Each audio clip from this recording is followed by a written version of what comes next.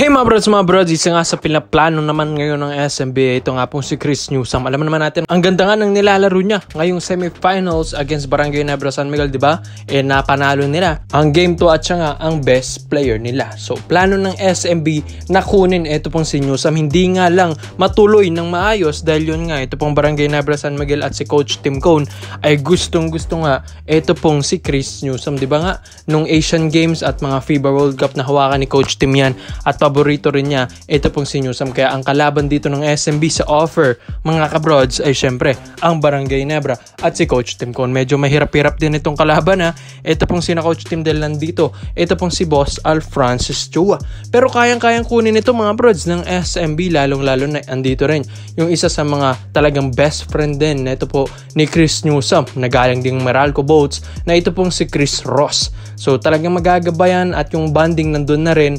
And yun nga, gusto rin ng SMB na makuha si Newsome para nga dagdag point guard sa kanila. Alam naman natin na may edad na rin ito pong si Newsome, pero medyo matagal-tagal pa ito sa PBA dahil yung kanyang capability at yung prime years niya ay hanggang ngayon ay siya pa rin ang nagdodumina sa Meralco Bolts. Kaya maigi na ito pong SMB ay magpalakas lalo dahil next season nga magpapalakas na nga rin daw ang Converge Fiber Xers, lalong-lalo ng Ginebra at mga ibang independent teams dahil yun nga papasok ng mga rookies at papasok na rin ang mga imports. So gusto rin ng SMB na talagang palakasin lalo ang kanilang deep lineup para nga hindi lang Death 15 kung saan meron din silang Chris Newsome pa. So malakas-lakas si Newsome mga bros, na patunayan na yan ni Chris Newsome sa Meralco Bolts kasi medyo hirap talaga siyang buhatin ito dahil ito pong Meralco, yung ibang players dito ay inconsistent din. Hindi naman masyadong matrade sa mga players. Ito pong Meralco, hindi sila masyadong kumukuha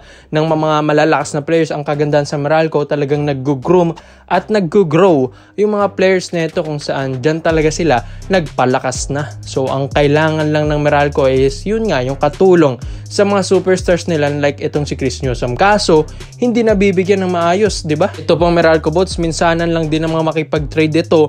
At yun nga, yung mga ibang players na nakukuha nila sa trade, parang sila pa yung talo mga kabrod. So ito pong si Newsome, mahihirapan talaga. Syempre kung ikaw yung agent ni Newsome, dun ka na sa mas malaking offer at mas malaki ang potential at possibility na mag-champion like itong powerhouse team na SMB. So bakit pa siya mag-i-stay sa Meralco na talagang nagsistruggle ito kada season na magkaroon ng championship kaysa doon sa team na talagang may kaya na at yun nga, mataas ang tsansa na magkampiyon pa ulit, diba? Ito pong SMB na ang isa sa mga talagang potential na pwedeng puntahan ni Newsome dahil balibalita nga gusto na rin itong magpa-trade sa ibang pupunan. Dahil ito pong si Newsome, hindi naman sasawa na siya sa Meralco, gusto lang din niya na makapagkampiyon din siya bago rin mag-end na or mag-fall yung kanyang career at matapos ang kanyang prime years sa PBA. So ito pong SMB, baka ito na ang hinahanap ni Chris Newsome mga brods. Andito na rin sina Chris Ross. Pero mga brods, with or without Chris Newsome, kayang-kaya rin naman ng SMB. Kaya depende na lang dito sa agent at kay Chris Newsome kung ano yung offer na papatusin nila. Offer ba ng Ginebra with Coach Tim Cone or offer ng SMB? Nandito rin ang kanyang isa sa mga best friend ay ito nga pong si Chris Ross. Kaya komento mo lang pa nyo dito mga brods kung ano ba ang dapat maging desisyon po ni Chris Newsome. Sa Ginebra ba talaga siya o sa SMB mas bagay si Newsome? So dito naman po tayo noon sa kabanabalita naman natin mga kabrods. Speaking of trades, ay ito nga pong si Mikey Williams ay gusto na nga rin talagang bumalik sa PBA. Ang tagal na rin natin itong binabalita mga brods. Maski ako ay inaabangan ko na lang din yung pagbalik ni Mikey Williams sa PBA dahil apakadami talagang teams na nakaabang din sa kanya. Alam naman natin na may attitude si Williams, pero yung binibigay niya sa team ay ibang klase rin kasi mga kabrods. Bago nga mag-awol at naalis ito ng TNT Tropang Giga, nakapagdala ng 2 championship, ito pong si Mikey Williams sa TNT Tropang Giga, lahat yan finals MVP pa siya. Kaya iba yung nabibring ni Mikey Williams sa table mga brods. Kaya ito na, isa sa mga mag-o-offer din talaga sa kanya ay ang Barangay Ginebra San Miguel mga brods. Ayaw at sa gustuhin ni Mikey Williams, gustong-gusto rin talaga siya ng Ginebra mga kabrods. Lalong-lalo na na-injured pa ito pong kanyang best friend dito na si Jamie Malonzo. So syempre gusto rin ni Mikey Williams matulungan ang team ng kanyang best friend na Barangay Ginebra San Miguel. As of now, okay rin naman ang pinapakita ng Ginebra. Malakas sila ngayon. 1-1 sila sa semifinals against Meralco Boats. So siguro kung nandito si Mikey Williams, di ba mga bros, ang lakas na siguro lalo ng Ginebra pag naandyan pa siya.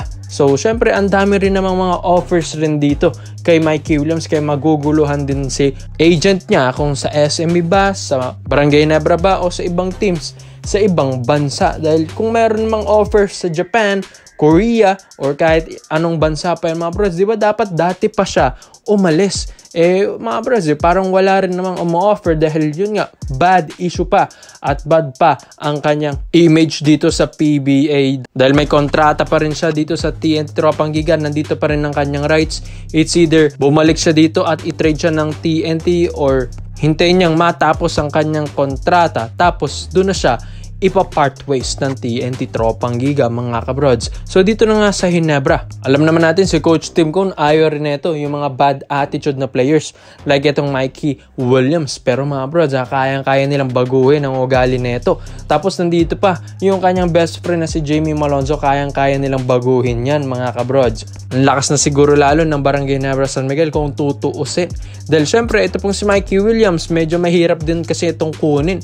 Pero nyo yan, 2 milyon ba naman ang gustong kunin nito sa TNT Tropang Giga. Yung 1.7 million nga, hindi nga niya yun pinatos yung counter offer ng TNT Tropang Giga sa kanya.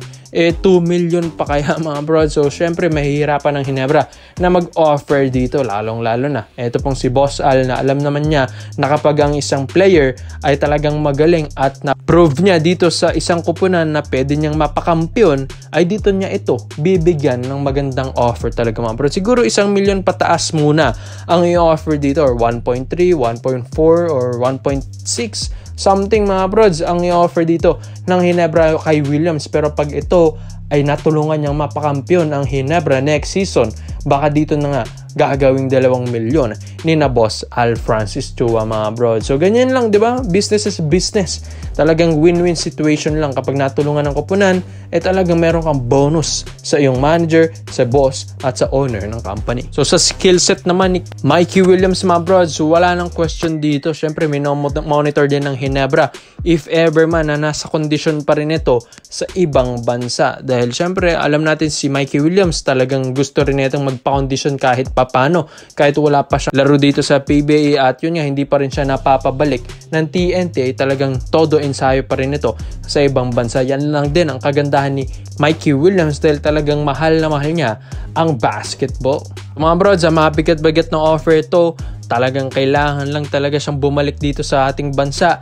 At syempre, siguro, makakausap na rin siguro ito ni Jamie Malonzo na siguro, pipilitin ni Malonzo na bumalik na si Mikey Williams sa TNT at offeran siya ng kanyang kupunan na Barangay Ginebra San Miguel. So, ikaw mga bro, sa tingin nyo ba, Mikey Williams to Ginebra na ba, SMB, o sa ibang bansa na lang siya? Salamat po sa panonood mga bros. This is our updated highlights lang.